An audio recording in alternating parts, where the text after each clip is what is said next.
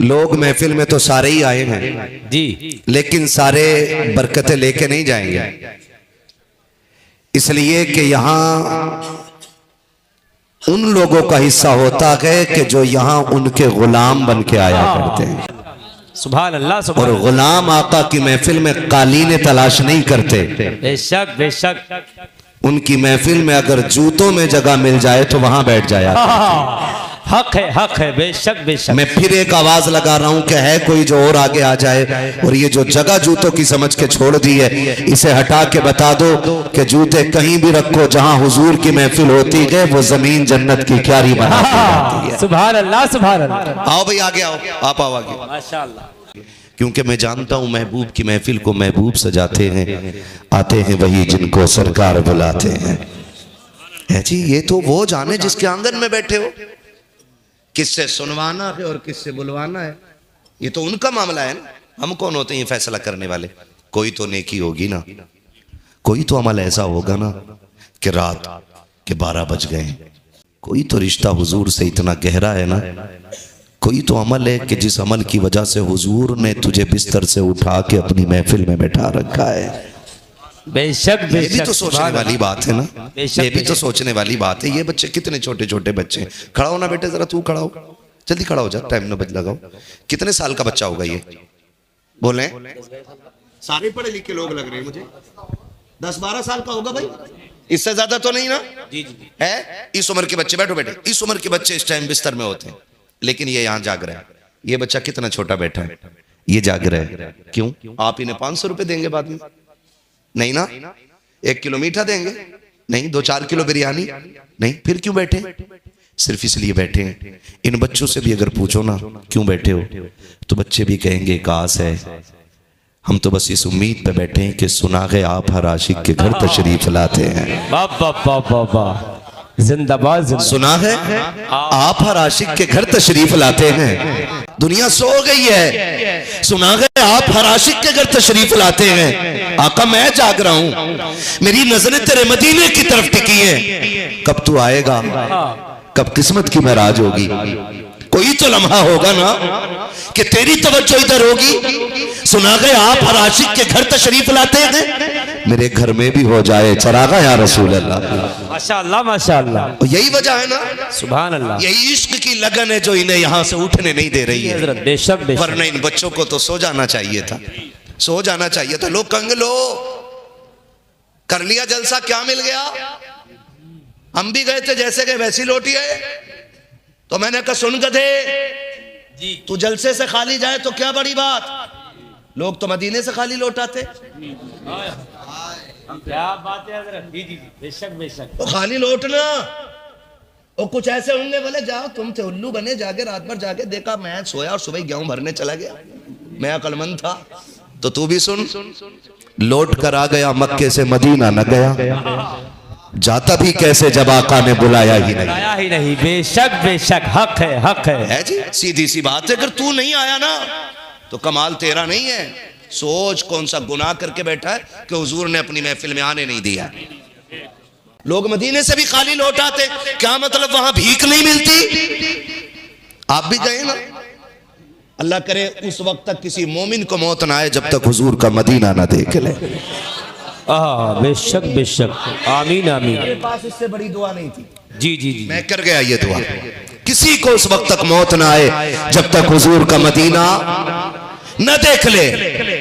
لوگ نا 10 سال سے حضور کے روزے پہ ڈیوٹی کر رہے ہیں، وہ کہتے ہیں یہ سنیوں کا عقیدہ حضور زندہ ہے. 10 سال سے کھڑا ہوں آج تک نبی نہیں دیکھے. میں نے کہا تیرے جیسے بدتمیز کو حضور کیا بات ہے. 40 تلواریں لے کے دروازے پہ کھڑے ہوں، حضور نکل جاتے ہیں تب نہیں دکھتے. کیا بات ہے حضرت. بے شک بے شک. زندہ باد. بازار کے اندر کیسے نظر آئے؟ جی. تو جوتا پہن کے ان کی چوکٹ پہ کھڑا ہوتا ہے، تجھے 10 سال میں نہیں 10 سال میں بھی حضور نظر نہیں آئیں گے.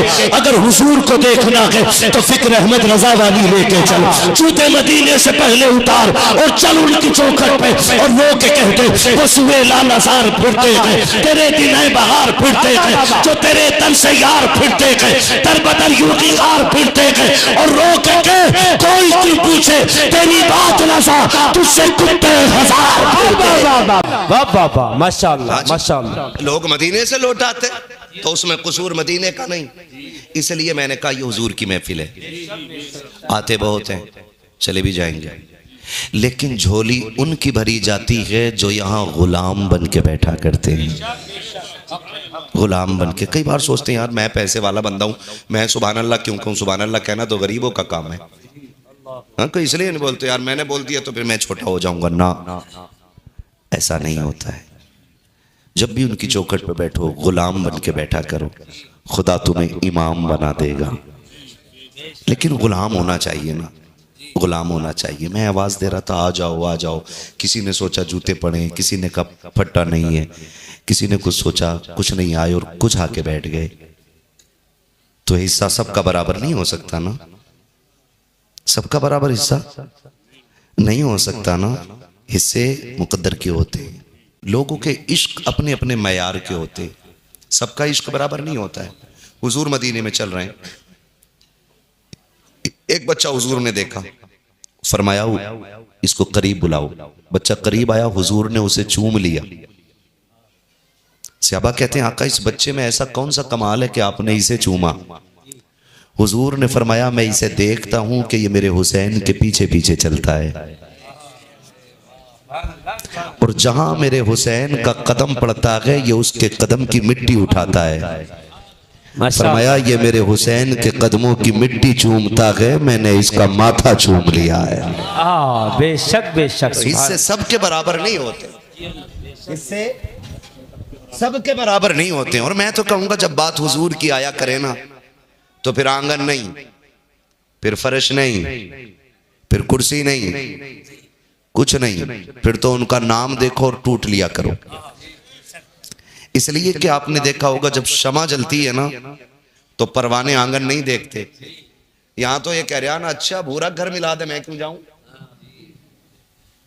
اس کی زمین میں جلسہ تو میں نہیں جاؤں گا. مسئلہ زمین کا نہیں ہے, یہ جلی ہے پروانے آ جائیں, انہیں اس سے کیا مطلب ہے لائٹ کس نے لگائی ہے کہاں لگی ہے, انہیں تو اس سے مطلب ہوتا ہے کہ روشنی ہے اور انجام موت ہے. لیکن پھر بھی آ جاتے, اسی لیے دنیا انہیں پروانہ کہتی ہے.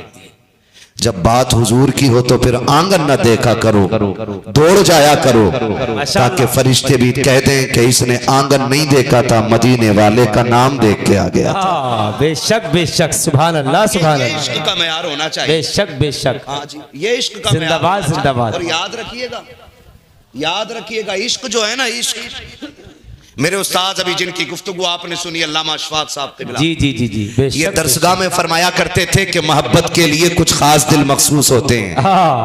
یہ میرے استاد کہا کرتے تھے علامہ اشفاق صاحب قبلہ. یہ ابھی جن کی گفتگو آپ نے سنی ہے فرمایا کرتے تھے محبت کے لیے کچھ خاص دل مخصوص ہوتے ہیں, یہ وہ نغمہ ہے جو ہر ساز پر گایا نہیں جاتا. عشق کے لیے دلوں کا انتخاب ہوتا ہے. جی جی جی دلوں کا سب سے پہلے انا ختم کیجئے. بے شک. جی حضرت, جی حضرت. یہ جو ہے نا میں, جی جی جی. کسی نے پوچھا تھا کہ میں کچھ بننا چاہتا ہوں تو کیسے بنوں گا, اچھا, تو سامنے والے نے کہا یہ میں ہٹا دے تو سب کچھ بن جائے گا. واہ واہ واہ.